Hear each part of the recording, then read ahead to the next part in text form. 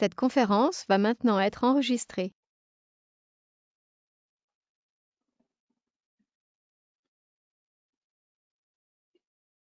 Nickel. Alors, avant qu'on commence cette cours et avant que ce soit Elliot qui commence à vous parler un peu de l'évolution, je voulais faire un peu une petite mise en garde parce que les approches évolutionnaires ont souvent fait l'objet de mauvaises compréhensions, de caricatures ou tout simplement de confusion.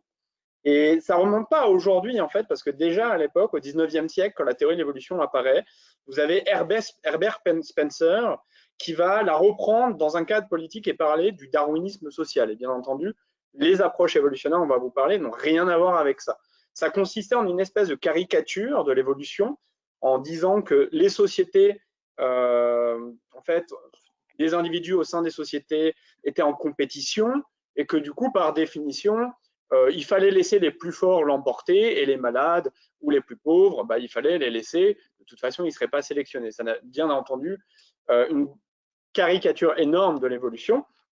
Et pour vous montrer qu'à la même époque, on pouvait même faire tout un tas de reprises différentes de l'évolution politique, vous aviez Piotr Kropotkin, qui est un grand théoricien de l'anarchisme, qui va reprendre aussi les idées d'évolution, mais en mettant l'accent sur le fait que potentiellement la coopération ou l'entraide est quelque chose qui a évolué, qui a été adapté, et que donc les États auraient dû mettre l'accent dessus. Et ça, ce sont des reprises politiques, parce qu'à proprement parler, ce dont on va vous parler ici sera surtout affaire d'hypothèses, de théories et de faits, et donc n'ont rien à voir avec un programme politique quelconque. Et avant de laisser la parole à Elliot, je vais vous parler rapidement de ce qu'on appelle la guillotine de Hume. Euh, c'est un principe philosophique assez fondamental qui nous dit qu'on ne peut pas passer des faits aux normes, c'est-à-dire que tout ce dont on va vous parler aujourd'hui ne peut pas faire l'objet en fait d'une récupération politique, puisque par définition, du factuel, vous ne pouvez pas passer à des règles normatives qui disent quoi faire. Donc, en un mot, euh,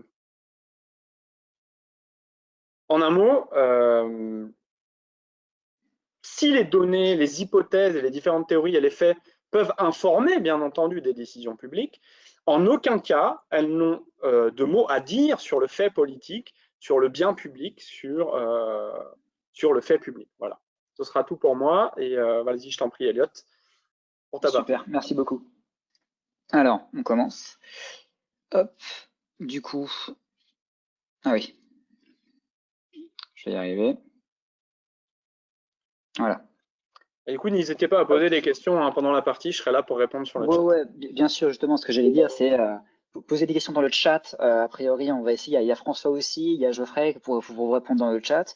Et si jamais il y a besoin de développer un petit peu, évidemment, on me le signalera et je regarderai. N'hésitez pas à m'interrompre pour que je réponde un peu plus si quelque chose qui n'est pas clair. Surtout si quelque chose n'est pas clair. Petit disclaimer avant de commencer, je suis j'ai une formation de biologie, donc j'ai une licence en biologie, voilà, mais c'est pas ma spécialité, contrairement à la semaine dernière où j'ai parlé de neurosciences.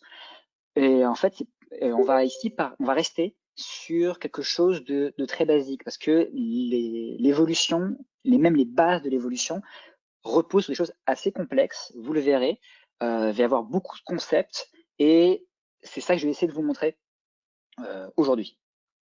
Donc, hop. Pour reprendre, il y a toujours la chaîne YouTube. Donc, on a fait la cour aux Ernest. Donc, on a un channel, je sais plus comment on dit. Bref. Quand on arrive sur évolution, quand on regarde l'évolution et qu'on tape ça sur Google, la première image sur laquelle on tombe, c'est celle-là. Il n'y a rien de plus faux. Il n'y a rien de plus faux. Pourquoi? Parce que ça donne l'impression qu'il y a un sens à l'évolution. Ça donne le sentiment que le singe a évolué en l'homme, le sentiment que le singe tend vers l'homme, que les animaux tendent vers quelque chose de supérieur que serait l'être humain. C'est absolument pas le cas. L'être humain n'est pas plus évolué que le singe ne l'est ou que la crevette ne l'est. Tout dépend de son environnement. L'homme est adapté à son environnement. Le singe l'est au sien, la crevette l'est au sien. On n'est pas plus évolué qu'une baleine. Déjà.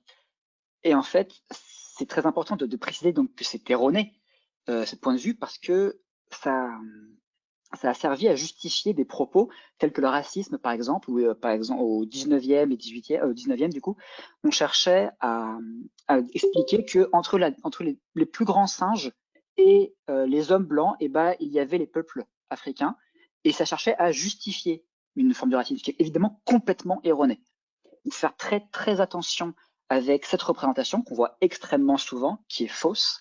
Et d'ailleurs, si les gens commencent représentent l'évolution par ça, méfiez-vous. Je voulais juste commencer par là. Deuxième chose, c'est qu'à l'époque, on a vu aussi qu'il y avait une représentation des espèces selon un arbre. C'est un petit peu plus intéressant, mais là encore, il y a un problème. C'est une notion de hiérarchie. On a mis l'homme au début. D'ailleurs, vous remarquerez que c'est l'homme, hein, pas la femme. C'est le mâle, l'homme, le mâle de l'espèce humaine qui est en haut, là où il n'y a absolument pas de différence pour les autres espèces. C'est évidemment complètement faux aussi. Toujours ici, pas de hiérarchie entre les espèces. Si vous tenez impérativement à faire un arbre, faites ça. Qu'est-ce que c'est? Donc si vous voyez ma souris, ouais, je crois que vous la voyez, on a espèce, ça ce sont donc les différentes espèces, on a espèce 1, 2, 3 et 4. Les espèces sont reliées entre elles par des branches. Et en fait, là, on voit qu'ici, il y a des nœuds, et ces nœuds, en fait, représentent le dernier ancêtre commun entre deux branches. Voilà. Et entre chaque nœud, il y a de ce qu'on appelle des innovations évolutives, c'est-à-dire qu'on va passer d'un caractère d'un état ancestral à un état dérivé. On va continuer à développer tout ça. Et ce à quoi ça ressemble pour de vrai un arbre comme ça s'appelle un arbre phylogénétique, et ça ressemble à ça, comme je vous l'ai représenté en bas à droite. Donc on va représenter les espèces en fonction de leur parenté. Bon. La semaine dernière, donc, on a parlé un petit peu de qu'est-ce qu'une science et quelles sont les grandes caractéristiques d'une science. Eh bien, il y en a deux principales qui sont qu'il faut qu'une théorie scientifique soit falsifiable et parcimonieuse. Falsifiable, ça veut dire qu'il faut qu'on puisse montrer qu'elle est fausse. Donc typiquement, si une des prédictions de notre théorie va à l'encontre d'un fait qu'on ne peut expliquer avec les prémices de notre théorie, alors la théorie qu'on a émise est erronée. Et parcimonieuse, c'est-à-dire qu'elle repose sur un ensemble fini d'éléments. Ici, les éléments qu'on va expliciter sont la variabilité inter-individuelle, donc entre les individus, que cette variabilité soit physique ou comportementale, il faut qu'il y ait une transmission héréditaire de ces caractères, il faut qu'il y ait survie et reproduction, une lutte et une reproduction. Tout ça, ça va donc constituer le plan du cours. Donc je vous le rappelle ici, vous avez donc les grandes parties du cours. Donc on voit ici qu'on a une introduction, et donc après on va aborder la variabilité interindividuelle, puis les transmissions héréditaires pour finir sur la sélection naturelle. J'ai essayé de vous mettre juste en dessous, autant que faire se peut, le take-home message, ce qu'il faut garder de la slide. Et donc l'évolution, les petits points blancs et gris vous montrent l'évolution dans le sens du cours. Je vous recommande ici 3 livres. Donc évidemment, le premier, c'est Darwin, l'origine des espèces, qui est le livre fondateur évidemment tout biologiste doit avoir lu et que toute personne qui s'intéresse à l'évolution doit avoir lu. Je vous recommande aussi, mais c'est plus pour le côté ludique, c'est Voyage d'un naturaliste autour du monde. C'est tout simplement son carnet de voyage. C'est le carnet de voyage de Darwin quand il a fait le tour du monde sur le Beagle, et là où il a commencé à avoir tout un petit peu ses idées au sujet de l'évolution. Et le dernier que je vous recommande, c'est The Blind Watchmaker. En français, c'est L'horloger aveugle de Richard Dawkins, où il va expliciter la notion de il n'y a pas ce qu'on appelle l'intelligent design. Il n'y a pas quelqu'un d'intelligent qui a construit la vie avec un but. Et il va expliquer pourquoi en fait ça marche pas comme ça. Pourquoi par exemple l'œil, qui est quelque chose d'extrêmement complexe, quand on le regarde, les créationnistes disent c'est tellement parfait que sensiblement il faut que quelqu'un d'intelligent l'ait créé. Bah, les biologistes disent déjà l'œil il est pas parfait parce que l'œil être humain il est à l'envers pour commencer. De 1, on a un trou dans la rétine, et de 2, ce bouquin vous explique comment on a pu, par une suite de petites variations aléatoires, aboutir à quelque chose d'aussi invraisemblable que l'œil. Donc on rentre dans le sujet, la variabilité interindividuelle. Surtout n'hésitez pas, parce qu'on ça va être un peu théorique, on va parler de génétique. N'hésitez pas à m'arrêter ou poser des questions à Geoffrey et à François si jamais il y a quoi que ce soit, et même dans le chat, n'hésitez pas à vous répondre si vous avez les réponses. Donc pour commencer, qu'est-ce que l'ADN? Alors pour ceux qui étaient là la semaine dernière, je reprends un peu le schéma de la cellule. Donc là, c'est la même cellule. Dans une cellule, on a eucaryote, on va avoir un noyau. Dans ce noyau, on va avoir de l'ADN. L'ADN, c'est ce qu'on appelle donc le patrimoine génétique. C'est le code qui va coder pour tout ce qu'on est, aussi bien ce qu'on voit que ce qu'on ne voit pas, tout ce qu'on est concrètement. Et ce code en fait est caractérisé par, c'est un code constitué de 4 molécules. Ces molécules sont l'adénine, la guanine, la thymine et la cytosine. L'adénine, on voit que l'ADN est une double hélice. Donc ici, on voit donc c'est une double hélice. Et par exemple, on voit que le rouge va systématiquement avec le jaune et le vert va systématiquement avec le bleu. Et ben dans la vraie vie, c'est pareil. L'adénine va systématiquement avec la thymine et la guanine va systématiquement avec la cytosine. Voilà. Et ce qui va constituer le code génétique, c'est la succession de ces 4 molécules, A, G, T, C. On les appelle A, T, G, C, parce que c'est plus simple que de dire adénine, guanine, etc. Donc c'est cette succession qui fait un code. Et ce code, c'est ce qu'on appelle le génotype. Ce génotype code pour ce qu'on appelle des caractères observables. Ces caractères observables, ils peuvent être macroscopiques ou microscopiques. Microscopiques, ça peut être par exemple ce qu'on appelle un promoteur d'un gène, une protéine, bref, ce sont des petites choses qu'il va y avoir dans la cellule qui vont permettre le bon fonctionnement de la cellule, typiquement. Donc un promoteur de gène, en l'occurrence, permet la bonne expression d'un gène. Là où le macroscopique, ça code pour la couleur, par exemple. Un très grand nombre de gènes vont interagir ensemble pour donner la couleur des yeux, par exemple. C'est très complexe, mais c'est un peu l'idée. Et ces caractères observables, physiquement observables, comme la couleur de mes yeux, par exemple, la couleur de mes cheveux, etc., ce qu'on appelle le phénotype. Donc on voit donc que le génotype a une influence directe sur le phénotype. Donc phénotype, caractère observable, génotype, code de l'ADN. Et en fait, le génotype peut subir des petites modifications aléatoires qui vont avoir des conséquences puisque le génotype code pour le phénotype. Ces petites modifications aléatoires du code vont avoir des conséquences sur le phénotype. Et ces petites modifications aléatoires, elles arrivent pour tout un tas de raisons. Par exemple, elles peuvent survenir parce que l'ADN se casse, par exemple, si vous prenez le soleil, typiquement, l'ADN va être réparé, mais parfois il est un peu mal réparé. On va interchanger une guanine par une thymine, un G par un T. Parfois, ça n'a pas d'impact, parfois, c'est un impact très très lourd. Et en fait, ces petites modifications aléatoires vont provoquer des modifications du phénotype. Typiquement, là, on va avoir 2 papillons qui sont de la même espèce. Il y en a un qui est blanc, l'autre qui est noir. Ils ont tous les deux le même gène qui va coder pour la couleur, donc blanc ou noir, mais ils vont avoir des versions différentes de ce gène du fait de mutations. Et quand on a des différentes versions d'un même gène, ce qu'on appelle une allèle, ou un allèle, je ne sais jamais. J'ai une question rapide pour toi de compréhension, Elliot. Ouais. Est-ce que l'ADN d'une cellule du neurone contient la même information qu'une cellule de la peau, par exemple? Oui, tout à fait. Et c'est extrêmement important. J'allais y venir. Merci beaucoup pour cette question. C'est exactement ça. Un neurone va avoir la même information génétique que la cellule de la peau de ton pied. La même info. Modulo quelques toutes petites modifications. Mais grosso modo, c'est exactement la même. Voilà.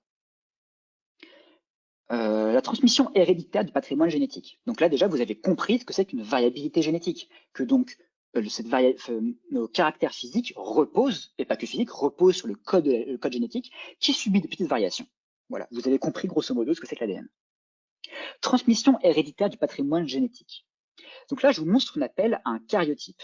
Un karyotype, c'est une représentation de nos chromosomes. On voit, par exemple, chez l'être humain, on a 23 paires de chromosomes. C'est-à-dire qu'on a des chromosomes numérotés de 1 à 23, donc 1, 2, 3, etc., jusqu'au 22. Et la 23e paire, c'est ce qu'on appelle des chromosomes sexuels. Donc XX pour la femme et XY pour l'homme. Enfin, pour le mâle et la femelle, dans l'espèce humaine en tout cas. On voit qu'ici, donc l'information, donc l'ADN, est compactée pour donner des chromosomes Et on a donc 23 paires de chromosomes. Et en fait, le fait qu'on ait que deux, enfin, entre guillemets, que deux paires, qu'une paire de chromosomes est extrêmement importante. Car lorsqu'on a trop de chromosomes, ça peut mener à des pathologies. La plus connue étant le syndrome de Down, lorsqu'on a 3 chromosomes 21, ce qu'on appelle aussi la trisomie 21, qui peut mener à différents troubles du comportement. Attention, c'est une version ici simplifiée des eucaryotes pour des raisons de concision et de clarté. Mais on peut en revenir après si vous voulez. Là, je vais aller assez vite parce que c'est intéressant de savoir comment ça fonctionne. Je ne vais pas rentrer dans le détail et pour être complètement franc, c'est extrêmement bien expliqué sur, si vous allez sur Google, si vous allez sur YouTube, mais même sur Wikipédia, c'est extrêmement bien expliqué qu'est-ce que la mitose et la méiose. Mais brièvement, la mitose, c'est simplement lorsqu'une cellule va se diviser pour donner deux cellules dites filles.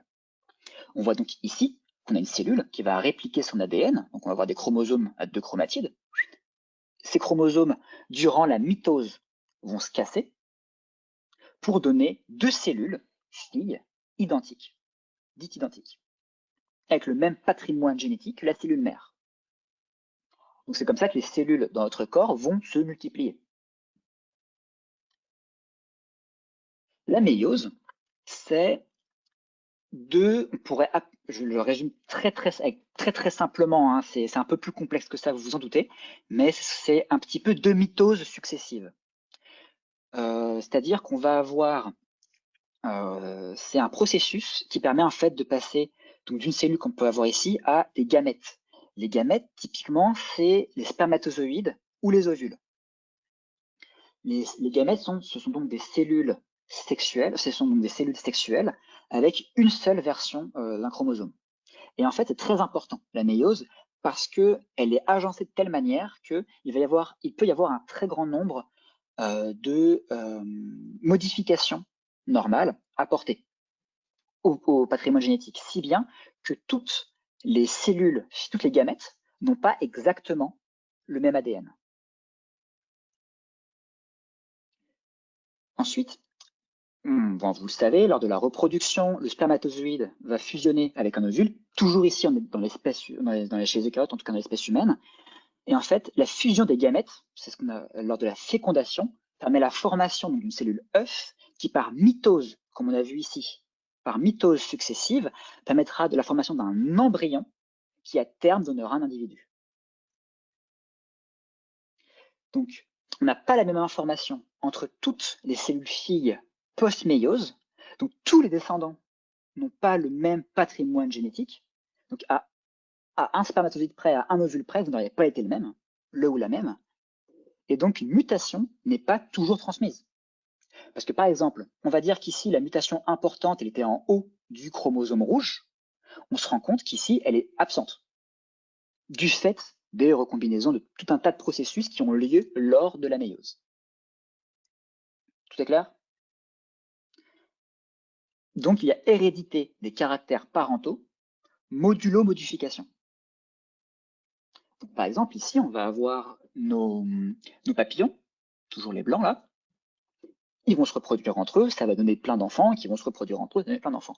Mais il peut survenir une modification génétique qui fait que les descendants de nos papillons ici, eh bien, l'allèle, donc une version d'un gène qui codait pour la version blanche, va être muté et va donner en fait la couleur noire. Attention, j'insiste, c'est une version très simplifiée de comment ça fonctionne. Mais encore, sur Internet, c'est très bien fait. Si vous avez des questions complémentaires, n'hésitez absolument pas. La façon dont les gènes sont transmis a été extrêmement bien décrite et pour la première fois par Mendel dans les lois dites de Mendel. Et donc, ce qui est très important ici, c'est que s'il y a une modification avantageuse, je vais y arriver, excusez-moi, alors en général, elle est conservée. Et là, ce qu'on va avoir donc, ce qu'on appelle la sélection naturelle. Exemple très simple et très connu en évolution. En 1864, on s'est rendu compte que dans la région de Londres, il y avait beaucoup plus de papillons, donc ce que je vous présente depuis le début, de couleur blanche. Il y avait 99,9% de papillons blancs dans la population et 0,01% de papillons noirs. Et il se trouve que c'est l'époque de l'industrialisation. Et en fait, dans cette région, beaucoup d'industries se sont posées, provoquant une grande pollution. Et les bouleaux, qui étaient les arbres sur lesquels se posaient ces papillons, sont passés d'une couleur relative. Enfin, ça s'expliquait. En fait, pardon, excusez-moi, j'ai sauté une étape. Il y avait beaucoup plus, en fait, de papillons blancs parce que ces papillons se posaient sur l'écorce des bouleaux qui étaient d'une couleur claire.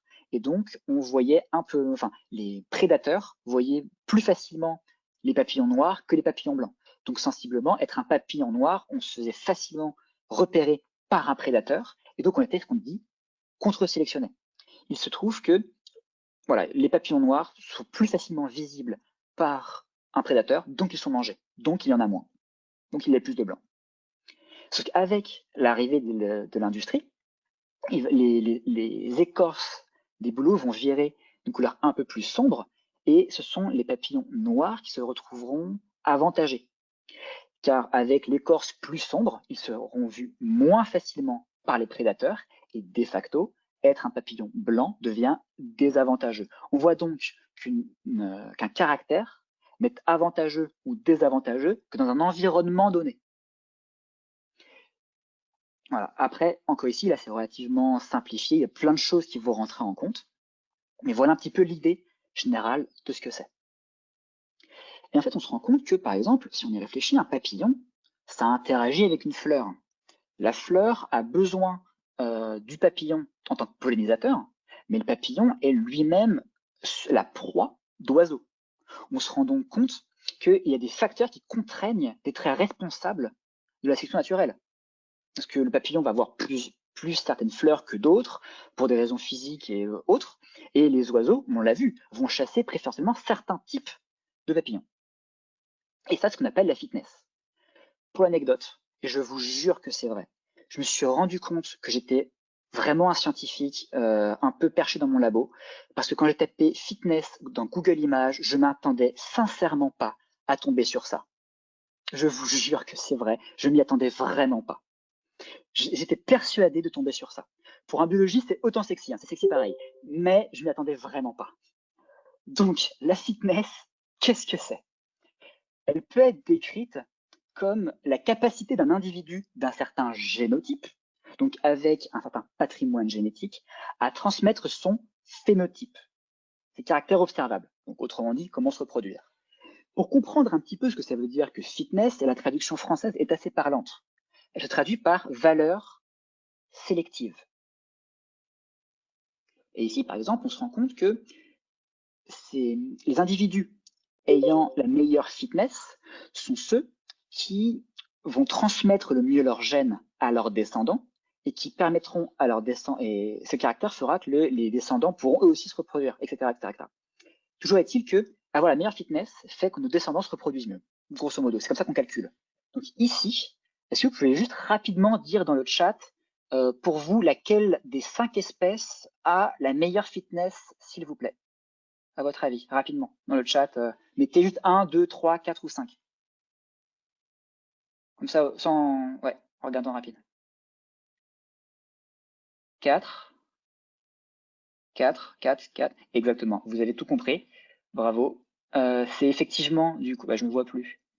C'est effectivement l'espèce numéro 4, parce qu'on voit que le nombre d'individus atteignant l'âge adulte et en âge de se reproduire est la plus grande pour l'espèce numéro 4. Attention, j'ai fait un petit crochet de langage. Il faut faire attention au finalisme lorsqu'on parle de caractère transmis. Le finalisme, c'est quoi? C'est l'idée selon laquelle on aurait un caractère pour une raison. C'est absolument pas ça qui se passe. On a un caractère et il se trouve qu'il est avantageux ou désavantageux. Il n'y a pas de but à ce caractère. Voilà. Donc voilà, ici, effectivement, ici, l'espèce numéro 4 est celle qui avait la meilleure fitness. C'est un peu plus compliqué. Vous l'avez compris qu'effectivement, ici, on reste relativement... C'est un peu simplifié, mais voilà. Et donc, en fait, on se rend compte que les interactions sont complexes entre individus, mais qu'il y a plusieurs types d'interactions possibles. Ces interactions, on peut les catégoriser. Donc, une liste non exhaustive, c'est celle-là. Donc, on a le mutualisme, qui est donc une interaction bénéfique entre deux espèces. Ça aide les deux. Le commensalisme, c'est une interaction bénéfique pour une seule des deux espèces, mais pas pour l'autre, sans nuire à la deuxième. L'autre, ça lui fait rien. C'est ni bon ni mauvais. L'exploitation, donc c'est bénéfique pour une espèce et c'est nuisible pour une autre. Un exemple d'exploitation, c'est la prédation, par exemple. C'est bénéfique pour une espèce, c'est nuisible pour une autre. Parce qu'il y en a un qui se nourrit et ça lui permet de vivre, et l'autre, elle y passe, elle meurt. Et la dernière, c'est la compétition, avec une rivalité soit inter, soit intra-espèce, pour l'accès à des ressources limitées à un milieu. Attention, ici, j'ai écrit inter et intra-espèce. C'est-à-dire que deux espèces qui vont avoir deux prédateurs qui ont la même proie sont en compétition pour cette proie. Mais au sein même d'une espèce, il y a compétition. Très simplement, lorsqu'on voit deux mâles qui courtisent une même femelle, il y a compétition entre ces mâles. On voit donc qu'il y a une lutte pour l'existence au sein d'une espèce. Et c'est là que je cite Darwin dans L'origine des espèces, chapitre 4, mot pour mot dans la traduction dans l'édition que je vous ai mis au début du livre. Il est écrit sur la page de droite dans cette édition-là, dans le chapitre 4, c'est écrit « J'ai donné le nom de sélection naturelle à cette conservation des différences, des variations individuelles favorables et à l'élimination des variations nuisibles. » Il y a ici les nuances à comprendre, qui est que ce qui est sélectionné, ce sont bien les caractères pris en groupe. On va sélectionner les individus. On ne va pas sélectionner les caractères. Typiquement, un truc qui est hyper avantageux pour nous, c'est le pouce opposable. C'est-à-dire que ce pouce-là, le fait qu'il ne soit pas ici, c'est vachement bien pour nous. Mais on ne peut pas dire, je vais sélectionner le pouce opposable d'Eliott, mais pas ses yeux bleus. C'est pas possible. On me prend comme je suis, avec l'ensemble de mes caractères. Ainsi, un individu est une mosaïque de caractères, et on va sélectionner cette mosaïque. Ce qui explique, par exemple, pourquoi on retrouve des traits non optimisés. Par exemple, notre œil, j'en parle au début, notre œil, il est absolument pas optimal. Il est à l'envers. Il est tellement à l'envers qu'il y a un trou dans la rétine. Il y a un endroit, ce qu'on appelle la tache aveugle. Truc très simple, parce que je vois que je suis dans le temps. Vous mettez votre bras droit devant vous, avec votre pouce. Vous ramenez votre bras droit tendu. Vous fixez le haut du pouce gauche en écartant légèrement la main droite. Toujours le bras tendu. Vous allez vous rendre compte qu'à partir d'un moment, le haut du pouce gauche disparaît. Pourquoi? Parce qu'il n'y a pas d'information. On a un trou dans la rétine. C'est bien que c'est pas optimal, mais ça s'est fait comme ça. Et voilà, pardon, je m'énerve parce que l'œil, ça m'énerve.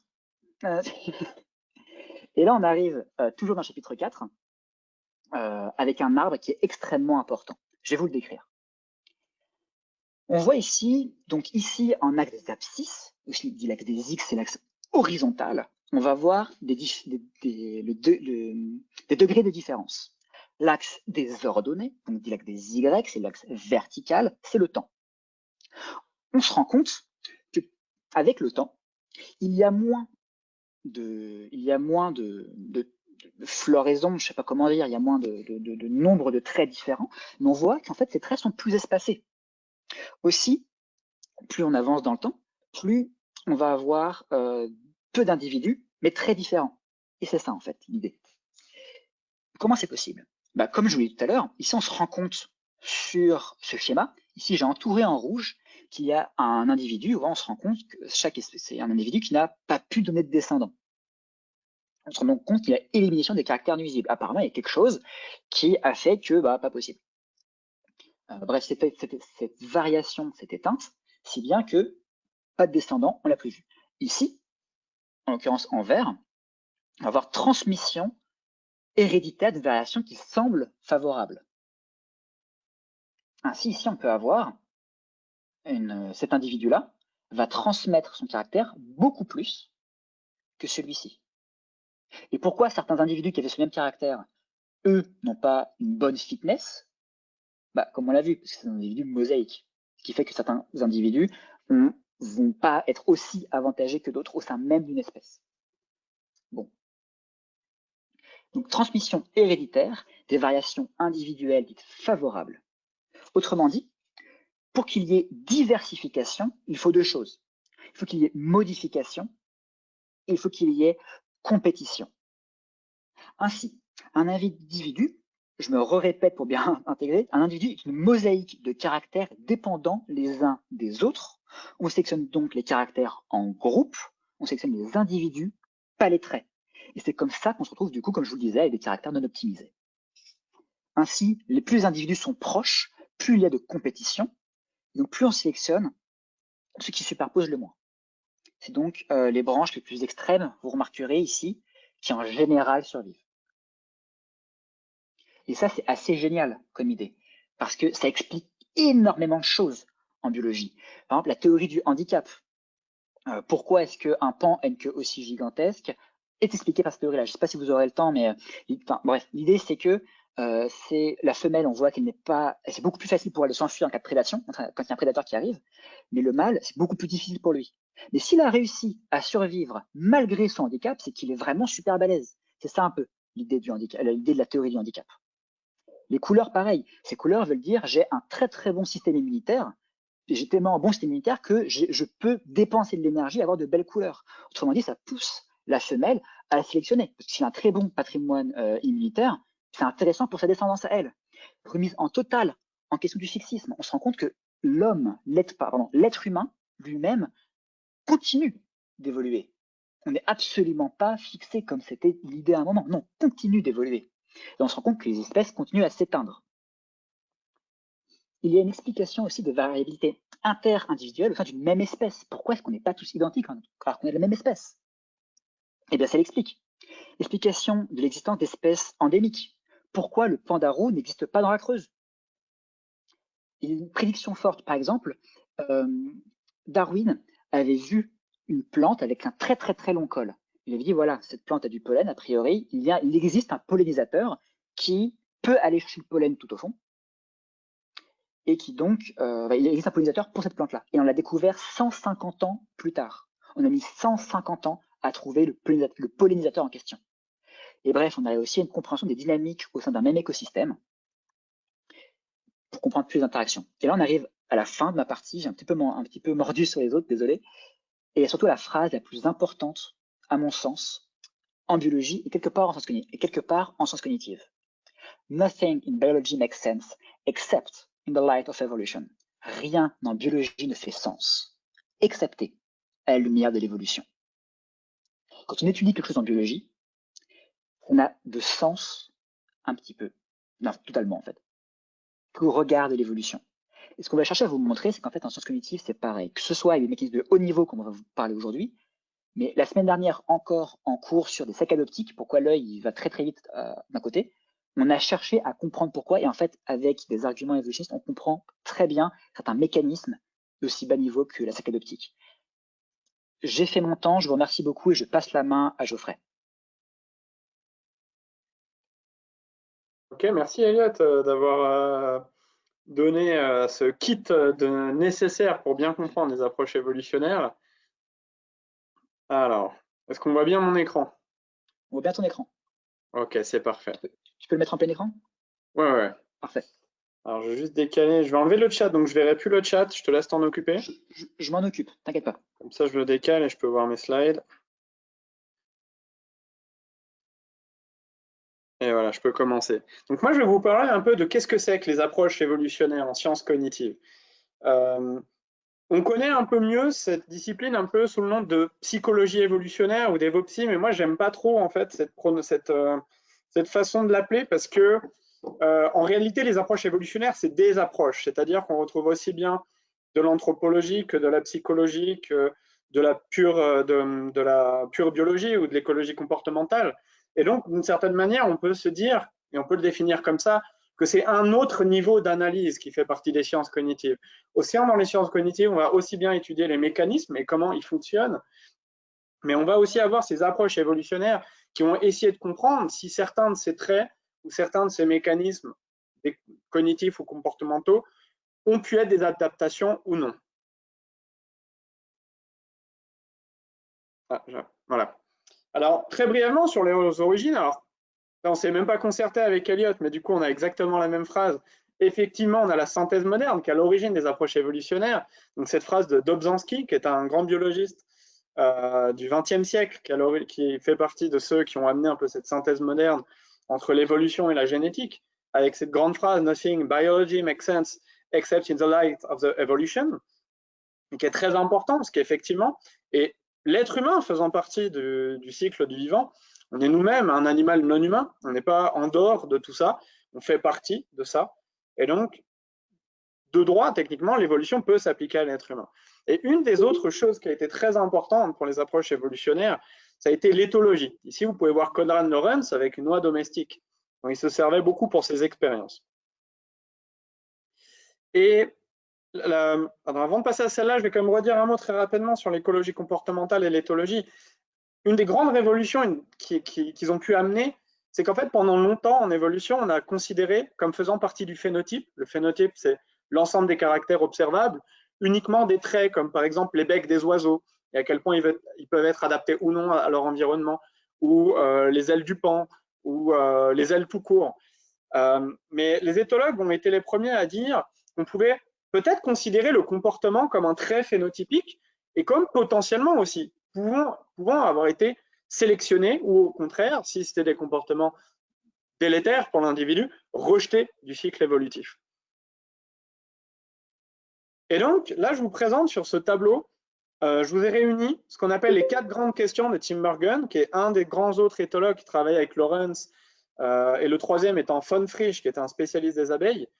Et je vous ai réuni ça avec ce qu'on appelle les causes de Mayr, Ernst Mayr, qui est aussi un des biologistes qui a permis la synthèse moderne.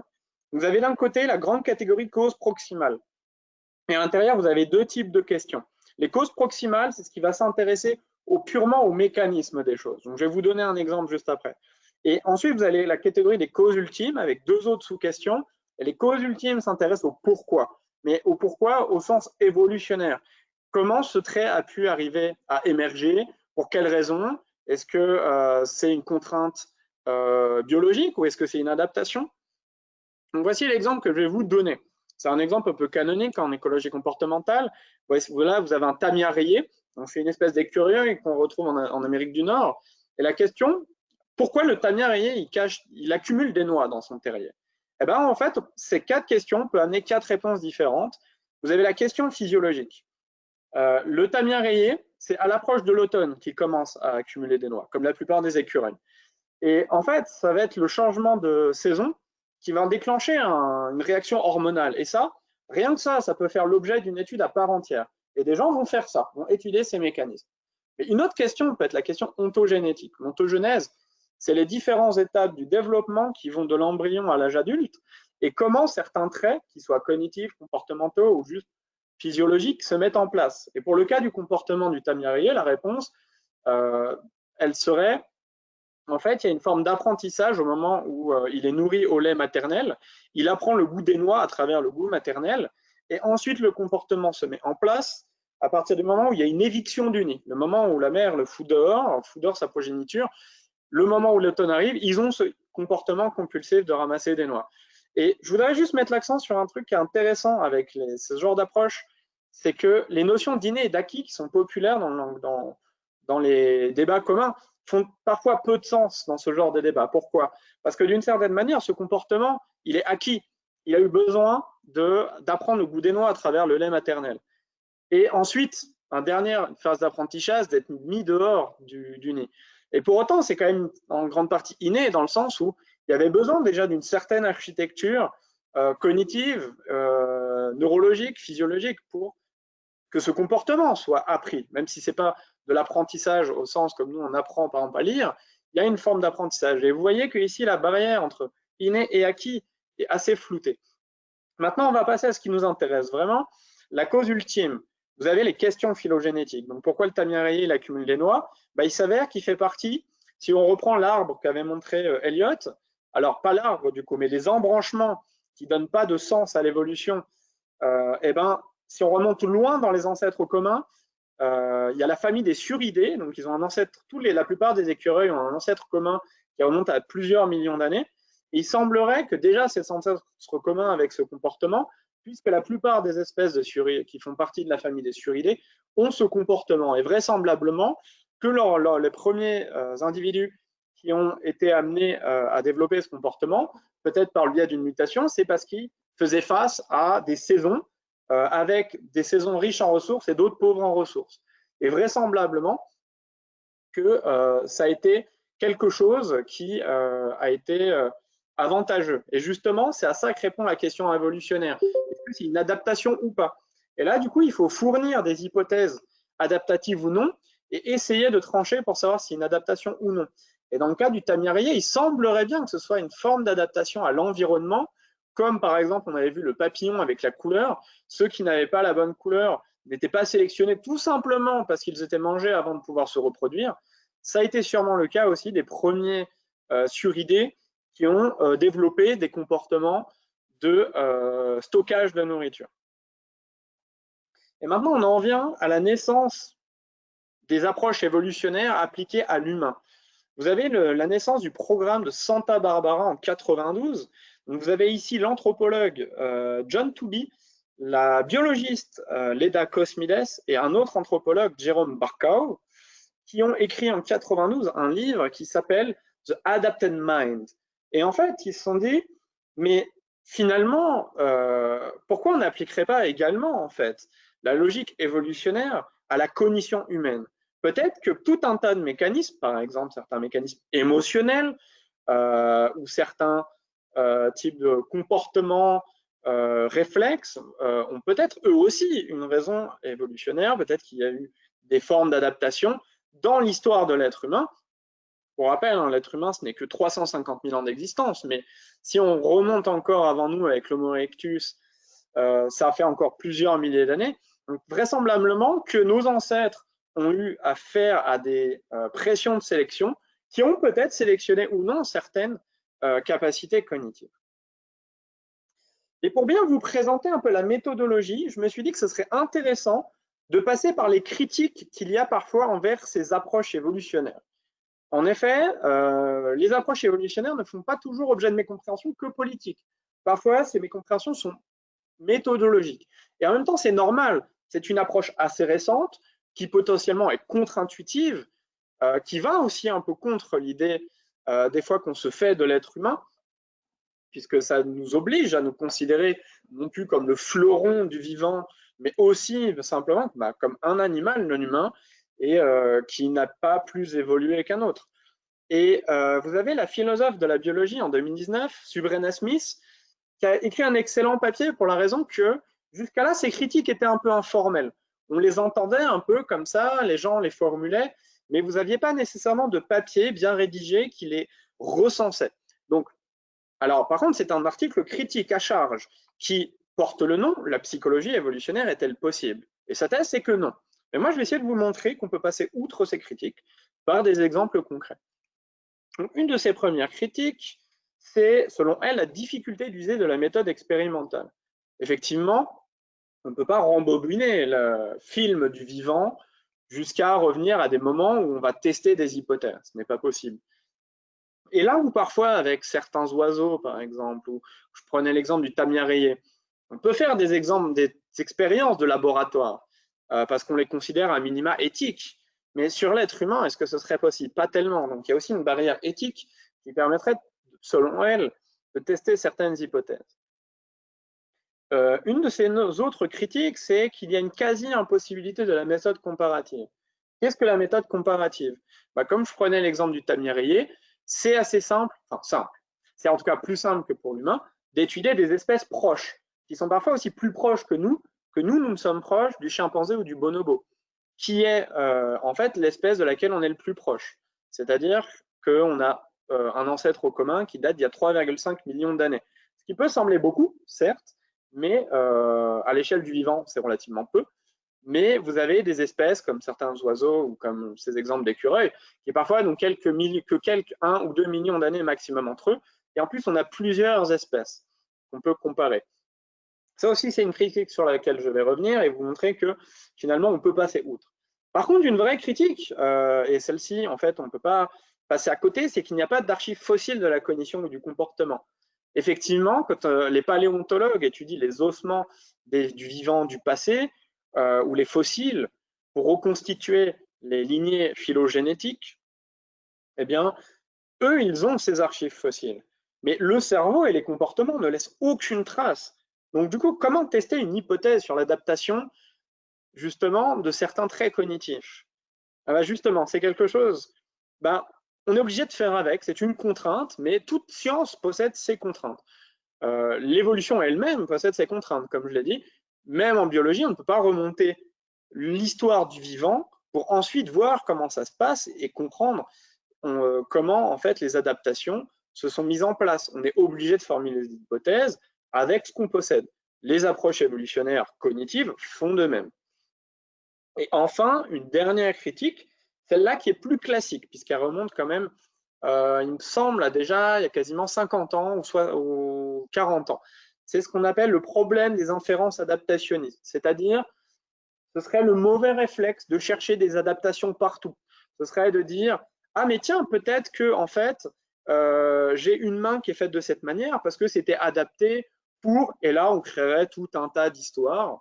Et c'est quelque chose qui bien évidemment est pris en compte par les biologistes depuis un certain temps pour formuler leurs hypothèses adaptationnistes. Et on verra si c'est aussi cette critique peut aussi s'appliquer aux tenants des approches évolutionnaires. Et donc maintenant, je vais passer un peu à la réponse à ces critiques. Vous avez une réponse qui a été formulée par Hagen. Vous le voyez sur la photo, il est en bas à gauche. C'est un anthropologue cognitif et qui utilise aussi la méthode, l'approche évolutionnaire. Il est avec une équipe d'anthropologues d'Afrique du Sud, d'un laboratoire d'Afrique du Sud, et il a écrit une réponse à Subrena Smith qui s'appelle « La psychologie évolutionnaire était impossible ». Enfin, je vous ai traduit le titre, hein, ce sont des articles en anglais, mais vous les retrouverez facilement si vous tapez le nom de ces personnes sur Internet. Cet article, vous le retrouvez notamment sur un site Internet qui s'appelle The Evolution Institute. C'est un super site Internet sur lequel vous avez énormément de ressources sur les questions de l'évolution, que ce soit des questions générales ou des questions pointues. Et donc, vous avez au centre de mon diagramme les hypothèses adaptationnistes et il montre les différentes méthodes que possède toute personne qui cherche à expliquer des choses avec une approche évolutionnaire. Alors, je vais en détailler certaines. Vous avez bien entendu l'ensemble des données en psychologie, c'est-à-dire le fonctionnement cognitif. Ce n'est pas une condition nécessaire et suffisante pour créer une hypothèse adaptationniste, mais il est bien important, bien entendu, de connaître le fonctionnement des choses. On veut essayer de faire une hypothèse adaptationniste. Nous avons aussi les évidences qui viennent de la médecine, que ce soit sur la fertilité, que ce soit sur la santé mentale, la nutrition. Et je vais prendre un exemple tout simple pour illustrer à quel point l'approche évolutionnaire peut faire sens des fois même de problèmes de société. Vous n'êtes pas sans savoir que dans les sociétés industrialisées et riches et occidentales que sont les nôtres, il y a ce fameux problème d'obésité qui se pose. Et vraisemblablement que dans l'environnement ancestral des êtres humains, mais même avant, ça remonte dans le vivant à encore plusieurs millions d'années, ça a été avantageux d'avoir une motivation de rechercher des aliments riches en calories, donc sucre et gras. Et auparavant, nous évoluions dans des milieux qui n'étaient pas aussi riches en ressources que nos sociétés. Il ne suffisait pas de sortir dans la rue et d'aller au premier fast-food du coin pour avoir ces 1000 kilocalories pour son repas, ce qui aujourd'hui est assez aberrant à l'échelle de l'histoire du vivant. Et vous voyez que ce comportement est resté avec l'arrivée de nos sociétés modernes. Et quelque part, du coup, on est poussé malgré nous à rechercher cette nourriture, certains plus que d'autres, qui entraînent ces problèmes de santé publique, d'obésité. Vous avez également tout un tas de données génétiques. Et pour rebondir sur cette donnée que je disais d'obésité, il y a une chose très intéressante à savoir, c'est que les taux d'obésité les plus élevés au monde qu'on connaît, c'est majoritairement dans les pays insulaires, dans les zones insulaires, les peuples insulaires. Et le fait intéressant, c'est que, d'ailleurs, vous avez une très bonne vidéo de Dirty Biology sur la question. En fait, ces peuples-là, il s'avère qu'ils stockent les graisses plus facilement que d'autres populations. Et c'est sans doute dû à certains gènes qui codent pour ce stockage de graisse et qui n'entraînent aucune autre différence. La raison, en fait, serait que les hypothèses évolutionnaires actuelles seraient que ce serait une micro-adaptation, puisque quand même pendant plusieurs milliers d'années, ces peuples-là étaient constamment en navigation, étaient constamment en voyage d'île en île, parfois pendant des longues durées sans nourriture. Et donc, vu que c'est des petites populations, ce n'était pas des centaines de milliers de personnes qui voyageaient, c'était plutôt des dizaines et quelques vingtaines, trentaines, cinquantaines, certainement que ceux qui avaient cette faculté de vite stocker la graisse dès qu'ils avaient accès à de la nourriture ont sûrement pu davantage survivre aux traversées. Et du coup, vu que c'est des petites populations, bah, ces mutations-là, elles vont pouvoir, si elles sont héritables, vont pouvoir se fixer plus facilement. Et il semblerait que ce soit la raison pour laquelle aujourd'hui, certaines populations insulaires connaissent ces taux d'obésité si énormes, dans le sens où, ben, comme nous, ils sont aujourd'hui dans des sociétés ou abondantes en nourriture, et donc ça entraîne ce problème de santé publique. Mais vous avez également des données phylogénétiques par comparaison d'animaux. Contrairement à la critique qui disait que c'était quasi impossible, en réalité, je le montrerai d'ici quelques instants avec des exemples expérimentaux, il y a tout un tas d'expériences possibles sur les mécanismes, comparaison des mécanismes cognitifs de chimpanzés et d'êtres humains pour comprendre un peu mieux qu'est-ce qui en fait est typiquement humain et a évolué récemment, ou qu'est-ce qui remonte à encore plus longtemps que simplement l'évolution de l'Homo sapiens. Et vous avez aussi d'autres données extrêmement importantes qui viennent d'archives ethnographiques ou anthropologiques sur, donc qu'on appelle interculturels, sur les fonctionnements. Est-ce que d'autres peuples qui ne sont pas soumis aux mêmes sociétés ont les mêmes mécanismes cognitifs? Est-ce qu'ils ont les mêmes réflexes comportementaux face à certains stimuli? Alors aujourd'hui, les données sur plein de choses sont assez, on va dire, c'est ni noir ni blanc. Souvent, on se dit, ah ben tiens, en fait, finalement, les mécanismes cognitifs et comportementaux sont vachement plus universels que ce qu'on pensait.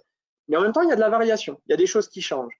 Et toutes ces choses-là peuvent permettre aussi de formuler des hypothèses adaptationnistes. Alors maintenant, on va prendre un exemple plus concret. Si j'arrive à changer ma slide, voilà. Donc, je vais présenter un exemple d'hypothèse qu'on peut tester expérimentalement, qui a été testé expérimentalement. Vous avez un article ici, The Architecture of Humankind Detection, qui a été fait par Lieberman et Toubier et Cosmides, que vous aviez vu sur les slides d'avant. Et en fait, il y a une très vieille hypothèse anthropologique qui s'appelle l'hypothèse Westermarck, du nom de l'anthropologue qui l'avait formulée. Chez les anthropologues et les ethnographes, la question du tabou de l'inceste a toujours été très importante. Et les hypothèses ont souvent été culturelles, mais c'était dur en fait de comprendre comment ça se fait, malgré que ce soit culturel, comment ça se fait qu'elle était si universelle. Alors quand je dis qu'elles sont universelles, parfois j'ai des remarques qui me disent oui, mais pourtant dans l'histoire, on a quand même ces histoires de rois qui se marient avec leurs sœurs ou leurs cousines, où on a quelques populations qui aussi faisaient ça.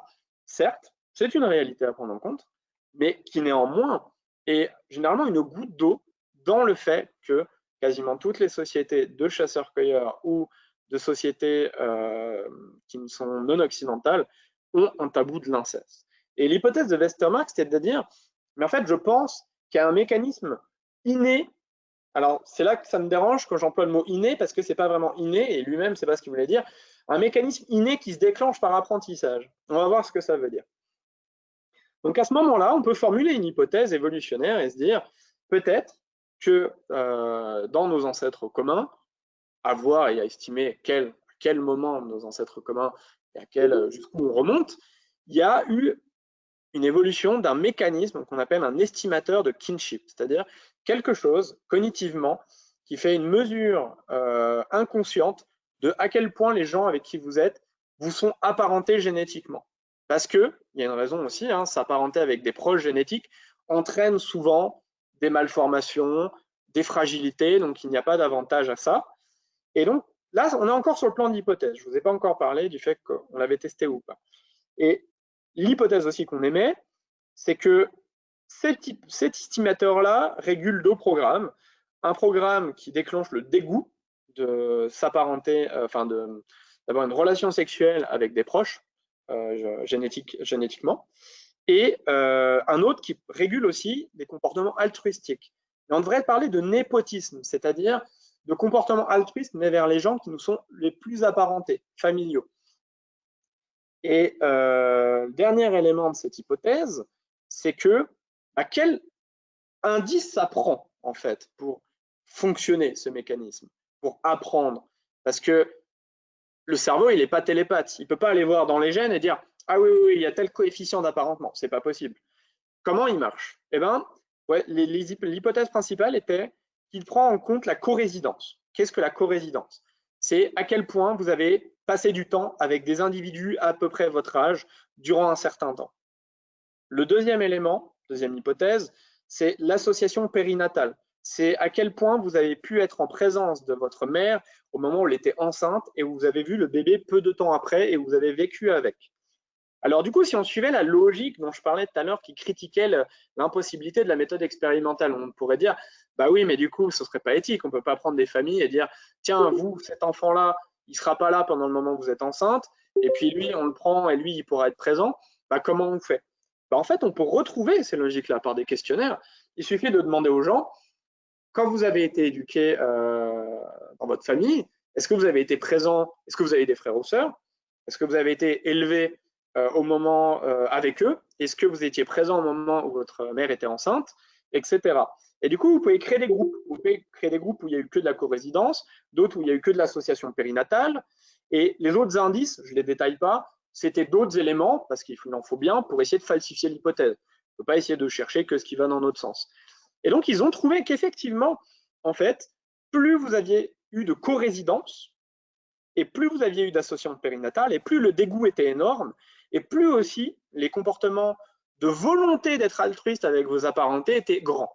Alors, les mesures, par exemple, d'altruisme, c'était à quel point vous seriez capable, pour un proche, pour votre proche, pour votre soeur ou votre frère, de donner un rein s'il en avait besoin, des choses comme ça. Et la chose intéressante, c'était que, en fait, le prédicteur le plus important, c'était l'association périnatale. C'est-à-dire que s'il y avait eu association périnatale mais pas corésidence, eh bien, il y avait quand même un mécanisme de dégoût qui était plus élevé que s'il y avait juste eu de la corésidence. Mais donc, il semblerait que ce soit ça dans notre lignée génétique évolutionnaire, pardon, qui à un moment a évolué pour prendre en compte justement l'apparentement et éviter justement les mauvaises descendances. Est-ce qu'il y a des questions, Elliot, par hasard? Non, non, non, non, Non? ça semble clair du coup. Eh ben, c'est parfait. Eh ben, je passe à la prochaine slide. Donc, je parlais tout à l'heure que oui, en Ah, fait, attends, c'est attends, attends, possible. Oui. attends, excuse-moi, excuse-moi. Il y a Talia qui demande, est-ce que tu peux expliquer brièvement ce que c'est que l'association périnatale, Ah oui, s'il te je plaît? vais peut-être dire un peu vite. L'association périnatale, c'est tout simplement à quel point vous avez passé du temps dans votre enfance, enfin à quel point vous avez été présent pendant que votre mère était enceinte et peu après aussi l'accouchement, c'est-à-dire les premiers mois du bébé. Et donc, c'est ça qu'on estimait être de l'association périnatale, être présent dès le début de la grossesse jusqu'à les premiers mois du bébé. Et ça, s'il n'y avait pas ça, on disait qu'il n'y avait pas d'association périnatale. S'il y avait ça, on disait qu'il y avait association périnatale. Voilà, j'espère que ça a clarifié les choses. Maintenant, je vais passer. Tout à l'heure, je disais qu'il y avait aussi une critique qui était souvent faite, qui était oui, mais on ne peut pas utiliser la méthode comparative, c'est compliqué, parce que comment on va comparer des êtres humains avec d'autres d'autres espèces génétiques? En fait, c'est possible. Vous avez Tomasello et son équipe. On va voir si la slide arrive à passer. Voilà. Est-ce que la vidéo va se lancer maintenant? Je me dis que ça ferait un bon exemple. Je vais vous montrer quelques séries d'expériences qui sont faites pour essayer de faire des comparaisons interespèces de comportements sociaux, humains, chimpanzés.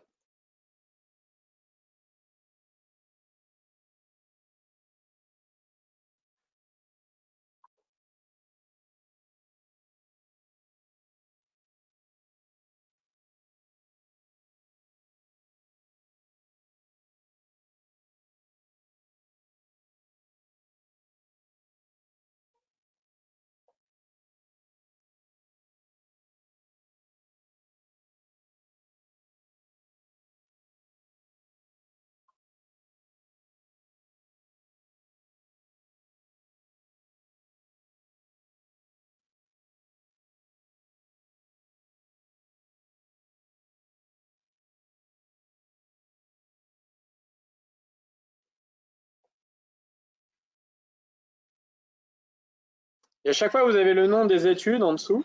Je vous en montre une dernière avant de passer rapidement sur Une expérience de chimpanzé. C'est la faute d'Eliott, hein, Mathilde, c'est pas la mienne.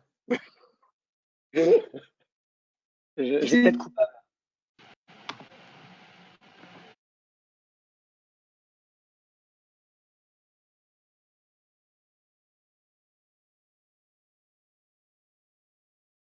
Voilà, et maintenant, je vous montre un peu rapidement à quoi ça peut ressembler en version chimpanzé.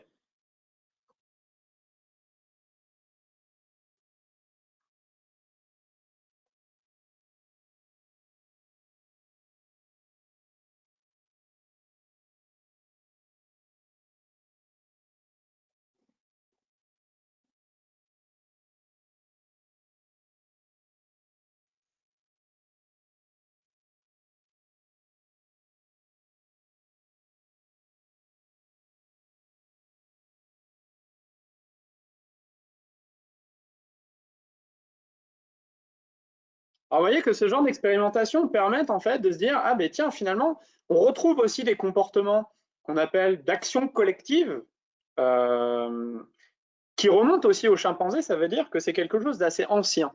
Et donc, par différents types d'expérimentation de ce genre, on peut découvrir des fois, par surprise, des choses qui ne sont que les chimpanzés ne peuvent pas faire et que les humains traditionnellement, que les humains vont plutôt faire. Et ça aussi, ça va pouvoir aiguiller, informer le type d'hypothèse adaptationniste qu'on peut faire. Et dernière slide. Non, pas lancer la vidéo. Voilà. Dernière slide, je parlais du problème adaptationniste. Qu'est-ce que ce qu'on appelle le problème adaptationniste?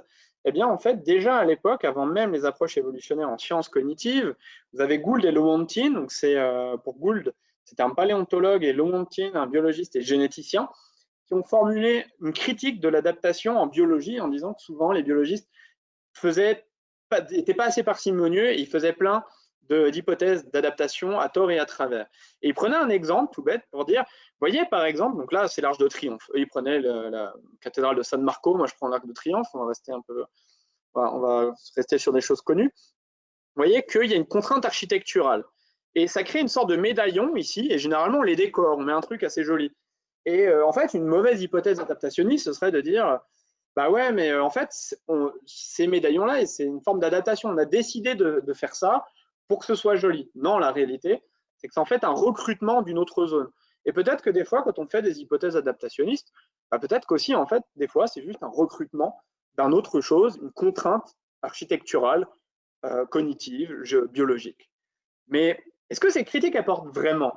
Eh bien, en fait, les hypothèses adaptationnistes dans les approches évolutionnaires, on ne fait pas n'importe quel type d'hypothèse adaptationniste. Il ne suffit pas de prendre un trait, tiens, je vais prendre la mémoire, tiens, je vais prendre certaines zones du cerveau qui permettent la lecture.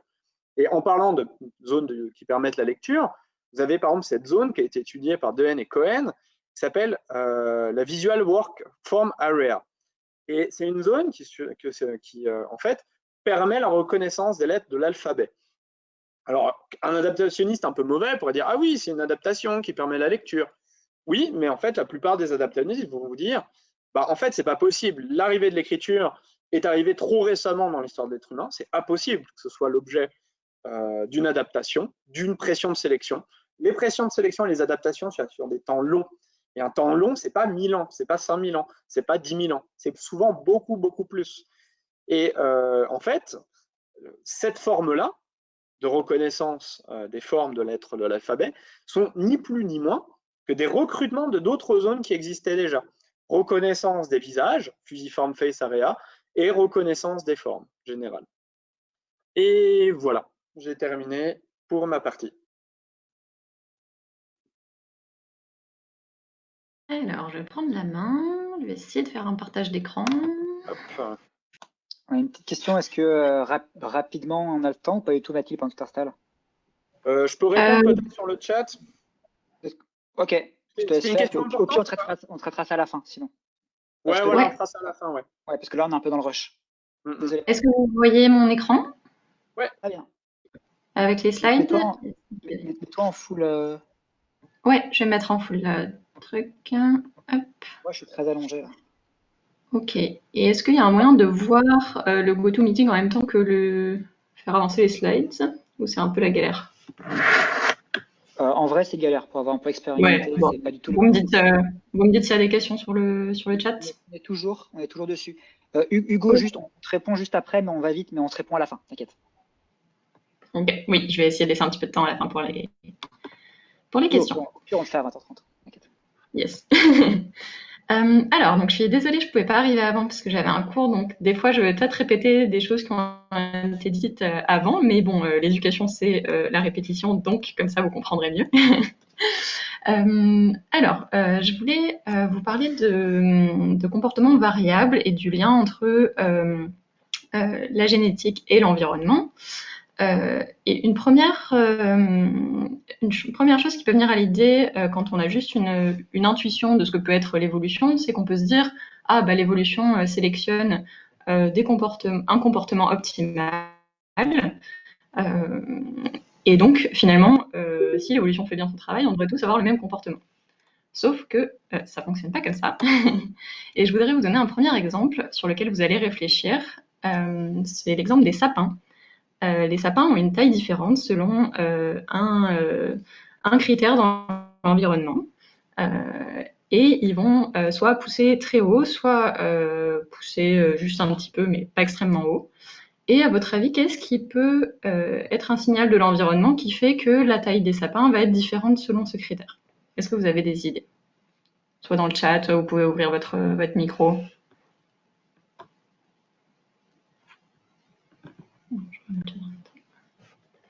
Est-ce que vous avez des idées d'un critère, d'un signal dans l'environnement qui pourrait être à l'origine de ces deux optimums, une taille haute ou une taille basse?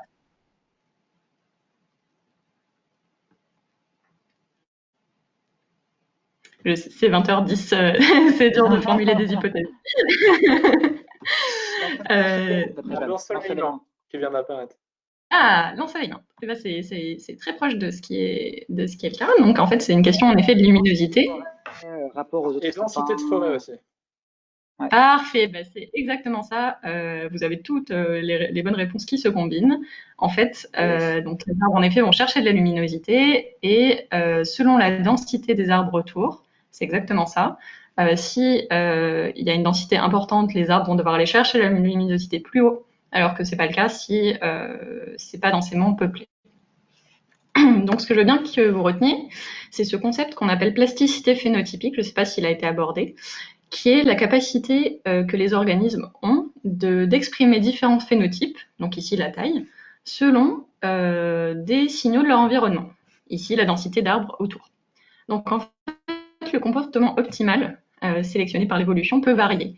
Et même c'est un facteur clé en fait de l'évolution de sélectionner une possibilité d'adaptation, puisque notre environnement il est variable, il est toujours variable, il a toujours été variable.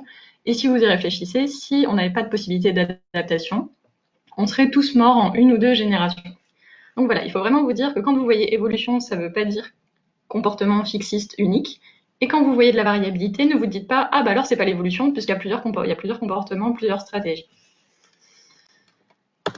Voilà, maintenant je vais vous présenter un cadre théorique qui justement explique des comportements variables en termes de variabilité dans l'environnement. C'est une théorie assez connue en psychologie évolutionniste qui s'appelle la Life History Theory, donc en acronyme LHT. Je vous donne son nom en anglais parce que c'est comme ça que vous le retrouverez la plupart du temps. On pourrait la traduire comme la théorie des traits d'histoire de vie. Et qu'est-ce que c'est la théorie des traits d'histoire de vie? C'est une branche de la théorie évolutionniste qui s'intéresse à la manière dont les individus vont allouer leurs ressources physiques, donc en termes d'énergie, au cours de leur vie. Et cette allocation des ressources, elle diffère à la fois entre espèces et au sein d'une espèce. Et quel est le principe fondateur? Donc cette théorie n'est pas évidente, dites-moi, n'hésitez pas à m'interrompre si c'est pas clair, mais accrochez-vous, ça vaut, ça vaut le coup. C'est une théorie importante. Donc le principe fondateur de cette théorie, c'est que les organismes ont un montant fini de ressources physiques, d'énergie. Donc voilà, on a un montant fini de ressources. Et comme vous avez différents processus auxquels vous devez allouer de l'énergie, et ben ça crée un problème d'allocation de ces ressources entre ces différents processus. Les deux plus grands processus auxquels on doit accorder de l'énergie, c'est d'une part l'investissement dans son propre corps, donc quand vous êtes enfant, grandir par exemple, ou alors tout au long de la vie se guérir, réparer ses tissus, et l'investissement dans le corps d'autrui, qu'on peut appeler reproduction du coup, plus simplement. Et donc vous avez un compromis à trouver, votre organisme a un compromis à trouver entre ces différentes fonctions. Et le terme qui est vraiment utilisé dans la littérature, c'est le terme de trade-off. Et ce trade-off, qui sera adopté par les différents organismes, en fait, il dépend de l'espérance de vie attendue des individus. Pardon. Il dépend de l'espérance de vie attendue des individus, et cette espérance de vie, elle-même, elle dépend de l'environnement dans lequel les individus évoluent. Pourquoi ? On peut distinguer dans l'espérance de vie attendue 2 types de mortalité. Je suis désolée, c'est hyper glauque de parler de mortalité un mercredi soir à 20h10, mais c'est nécessaire pour comprendre ce concept. Donc vous pouvez distinguer d'abord la mortalité extrinsèque, qui est la probabilité qu'un individu meure dans une période donnée en raison d'événements extérieurs non contrôlables, comme les prédateurs, une famine, un accident, etc. Et cette mortalité extrinsèque, elle est à distinguer de la mortalité intrinsèque, qui, elle, est liée vraiment à l'âge de l'individu. C'est un concept qu'on appelle la sénescence. Donc voilà, s'il se passe rien d'événement extérieur dans votre vie qui influe sur cette mortalité, bah, vous allez juste décéder à un certain moment avec l'âge qui correspond en moyenne à votre organisme. Et en quoi, du coup, ça change quelque chose, c'est l'espérance de vie attendue dans le trade-off que vous allez adopter entre investir dans votre propre corps ou investir dans la reproduction. C'est, encore une fois, on va essayer de se mettre dans la perspective des gènes.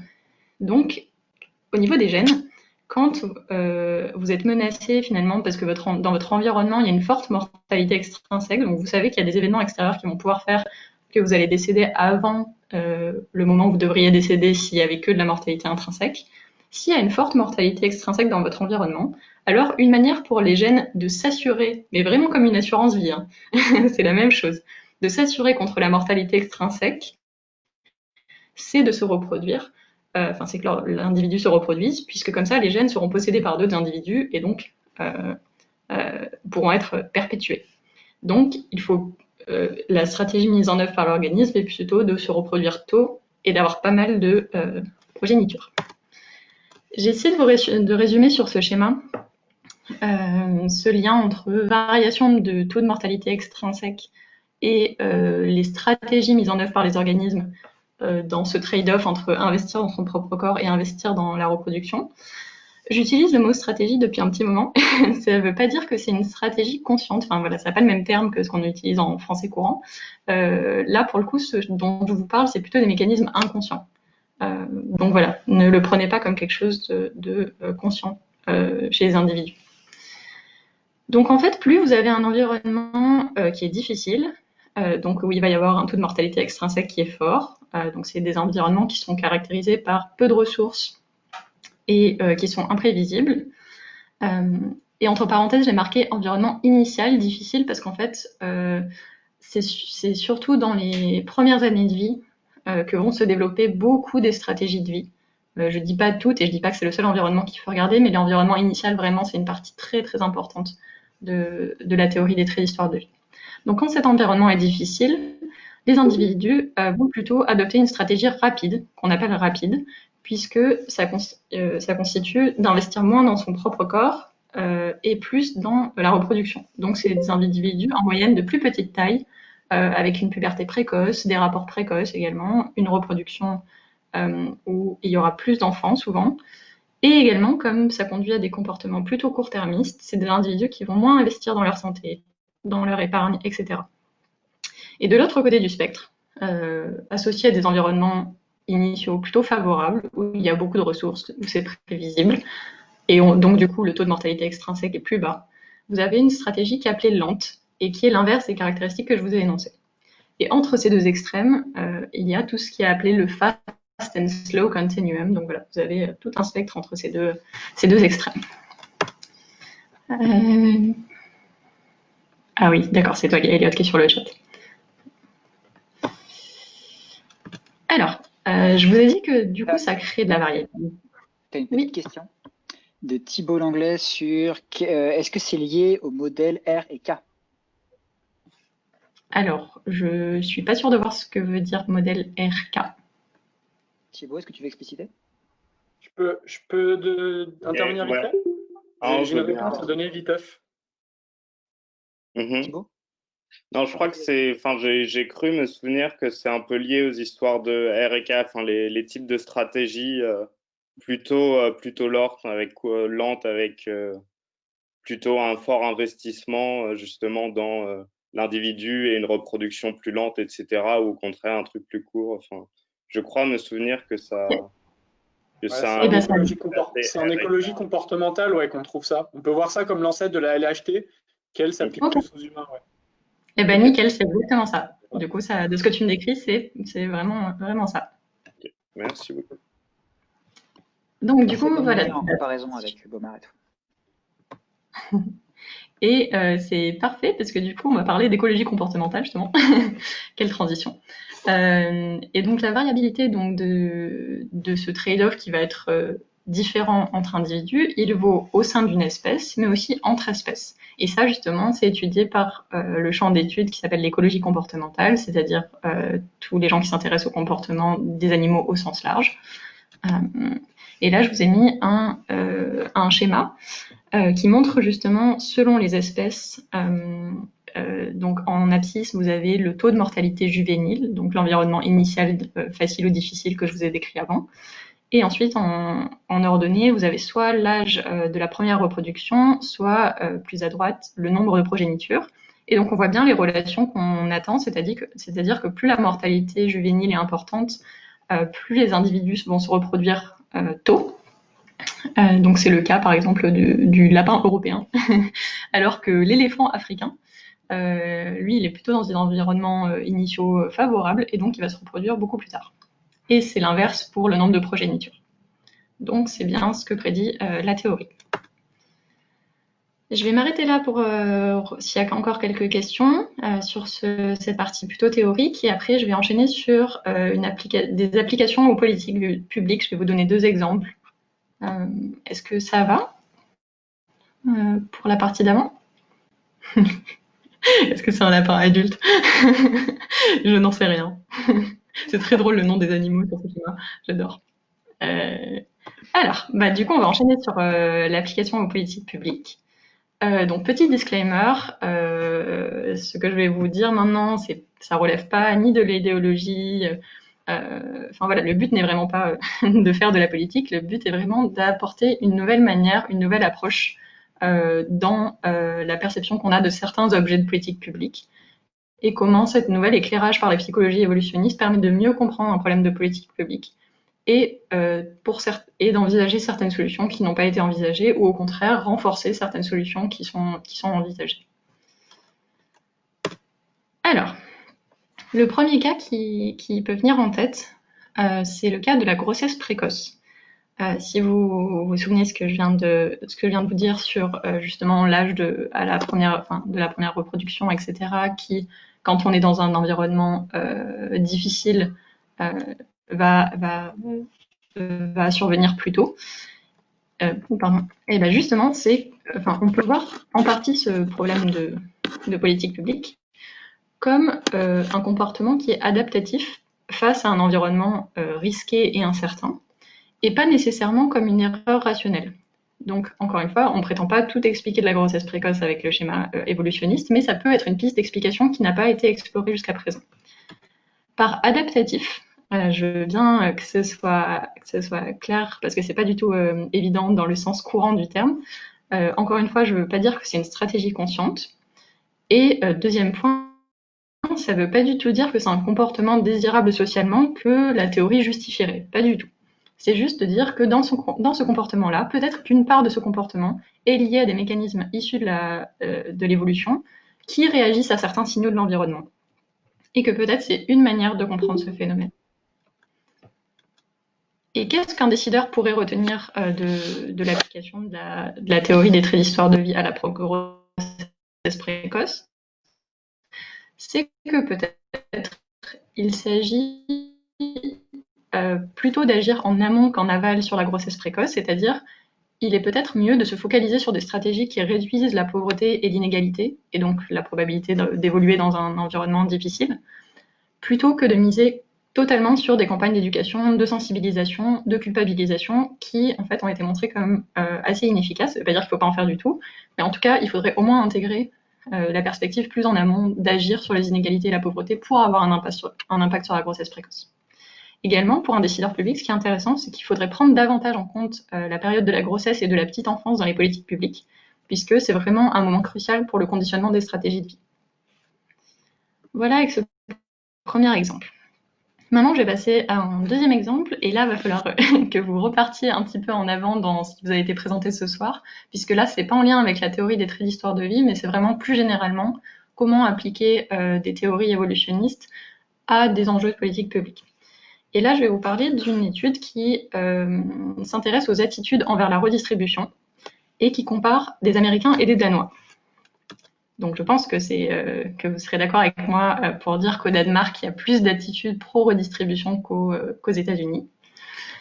Et face à ce constat, on peut d'abord avoir une hypothèse culturelle qui dirait en fait, les Danois et les Américains ont vraiment des processus cognitifs différents, qui fait que pour les Danois, vraiment, leur manière morale de réfléchir, enfin, il y a quelque chose dans le fonctionnement cognitif qui fait qu'ils sont plutôt pro-redistribution, alors que les Américains sont anti-redistribution. Donc vraiment très culturel. Alors qu'une hypothèse cognitive, et je vais vous montrer en quoi c'est évolutionniste, dirait plutôt, en fait non, il y a un processus commun universel, que ce soit chez les Danois ou chez les Américains, simplement ça ne va pas du tout être les mêmes entrées dans ce processus commun, et du coup il n'y aura pas les mêmes sorties si vous voulez. Mais le processus est commun, c'est simplement que les stéréotypes initiaux ici par rapport aux gens pauvres ne sont pas les mêmes et donc vont créer deux attitudes différentes. Donc je vais vous expliciter un petit peu plus le raisonnement évolutionniste derrière cette hypothèse. Donc les humains sont une espèce sociale qui a toujours coopéré. Donc il y a vraiment toujours eu un partage des ressources, une chasse collective pendant très très longtemps, etc. Et du coup, il y a eu une nécessité de distinguer cognitivement, si vous voulez, les individus qu'on appelle en psychologie évolutionniste les tricheurs, c'est-à-dire les organismes qui reçoivent de l'aide et qui n'en donnent pas ou très peu, des individus coopérateurs, qui vont du coup retourner l'aide reçue. Et le but, du coup, c'est d'éviter les tricheurs, parce que les tricheurs vous pompent des ressources, donc ça ne vous rend pas, ça baisse votre fitness. Et du coup, ça a généré un module cognitif qui régule votre entraide en fonction de l'évaluation du mérite du bénéficiaire. Donc vous allez vous questionner sur les efforts, l'intention du bénéficiaire de l'aide pour savoir si c'est plutôt un tricheur ou un coopérateur. Et on a vraiment un module cognitif de détection des tricheurs qui nous a été hérité de l'évolution. Et du coup, si on revient à cette hypothèse cognitive évolutionniste, l'idée, ça serait qu'en fait, c'est simplement un problème de stéréotype initial. Donc en fait, les Américains pensent que les pauvres sont plutôt des tricheurs, ne font pas d'efforts, et ça va générer une attitude anti-redistribution, alors que ça serait l'inverse pour les Danois. Et comment on peut essayer de faire une expérience pour montrer ça? Donc les auteurs ont d'abord mesuré les stéréotypes initiaux envers les bénéficiaires de la redistribution pour bien montrer les différents stéréotypes dont je vous ai parlé. Et ensuite, ils mesurent l'attitude redistributive des participants dans trois conditions différentes. Donc d'abord une condition de contrôle. Donc là, les participants qui sont dans cette condition n'ont se voient décrit un bénéficiaire d'aide et il n'y a aucune indication de mérite. Ensuite, dans la condition test 1, là, il y a des indications de mérite positives sur les bénéficiaires. Donc on les décrit comme étant malchanceux, étant motivés pour retrouver un travail, etc. Et dans la condition test 2, c'est pareil, mais avec des indications négatives sur le mérite. Donc les pauvres sont paresseux, ils sont pas motivés, etc. Et en fait, les deux hypothèses culturelles et cognitives font vraiment des prédictions différentes. C'est-à-dire que dans l'hypothèse culturelle, vu que vous pensez qu'il y a un fonctionnement cognitif différent des Danois et des Américains, vous allez vraiment penser que dans les trois conditions, il va y avoir une différence d'attitude entre les deux nationalités. Les Danois sont toujours pro-redistribution et les Américains sont toujours anti-redistribution. Alors que si vous adoptez l'hypothèse évolutionniste, vous allez penser que dans la condition où vous ne donnez pas d'indice sur le mérite des bénéficiaires, alors vous devriez retrouver la distinction entre les Danois et les Américains sur l'attitude redistributive, mais que quand vous donnez dans les conditions test des indices de mérite, soit positifs, soit négatifs, alors s'il y a un même processus commun d'attitude, ça devrait aligner finalement les Danois et les Américains. Donc on ne devrait pas retrouver de différence dans l'attitude de redistribution. Et en effet, c'est l'hypothèse évolutionniste qui a été validée par ce protocole. Qu'est-ce que ça veut dire pour un décideur public? C'est que l'attitude envers la redistribution dépend essentiellement de la perception subjective des citoyens envers la situation de mérite des bénéficiaires. Et finalement, c'est pas tant un clivage culturel qui résulterait de processus cognitifs moraux différents, et qui du coup, c'est ça qui est important. Si vous pensez que c'est un clivage culturel avec des processus différents, vous pensez que c'est immuable, que vous ne pouvez pas agir dessus. Alors que si c'est une perception souvent erronée de la situation de mérite des bénéficiaires, alors ça, c'est possible d'agir dessus en tant que décideur public. Donc c'est là où l'hypothèse évolutionniste va plutôt conduire à l'action par rapport à l'hypothèse culturelle dans ce cas précis. Voilà.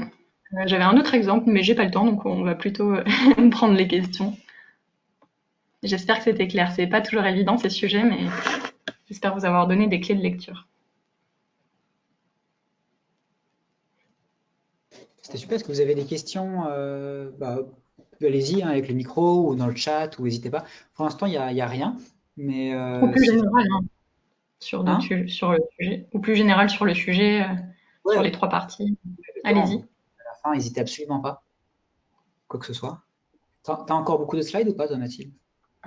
Non, mais du coup, je fais pas mon 3e exemple. C'est redondant, c'est de la LHT encore, donc c'était s'il me restait 20 minutes. Mais Apparemment, on n'a pas de questions. C'était très clair, donc j'imagine que. Nickel. Bon, bah, je pense que du coup, j'espère que ça vous a plu. Et c'est un très bon exemple justement du fait que les apports des approches évolutionnaires n'ont pas de choses politiques à dire. Ce sont des choses qui peuvent informer des décisionnaires. Mais en elles-mêmes, ce sont des données, des faits, des hypothèses, des théories qui ne portent pas de programme. Après, ça va être ce que les gens en font. Et voilà. D'où le fait qu'on met des garde-fous, en fait, aussi, pour pas que ce soit des choses qui puissent être reprises par des politiques moins bienveillantes, on va dire. D'ailleurs, dans les cours de Psychology and Public Policies, le premier truc qu'on nous dit, c'est on ne vous dit pas ce que c'est qu'une bonne politique publique. On cherche à expliquer le pourquoi d'un comportement et le pourquoi de ça, c'est censé être mieux. Jamais on dit que c'est. Voilà. Bon, c'est mieux comprendre. Après, voilà, pour mieux agir, les politiciens peuvent prendre ça pour mieux agir, mais nous, c'est avant tout un éclairage scientifique qui est en fait pas du tout utilisé dans ces questions-là, parce que généralement, il y a plutôt des sciences sociales classiques qui sont très utiles pour comprendre plein de phénomènes, mais ce qui est bien avec cette approche, c'est que ça amène un éclairage différent et qui va pas mettre le focus sur les mêmes types de solutions. Et ça, je trouve que c'est vraiment intéressant. Bon. Et ben, on va vous laisser partir manger, vaquer à vos occupations et arrêter de vous parler de mortalité. De toute façon, c'est toujours ça, hein, quand on parle d'évolution et de biologie, c'est mort, reproduction, défécation. On espère que ça vous a plu malgré tout. Carrément. Bon, merci beaucoup, et puis du coup, on se voit la semaine prochaine pour un prochain cours. Ciao, à tantôt. Bonne soirée tout le monde.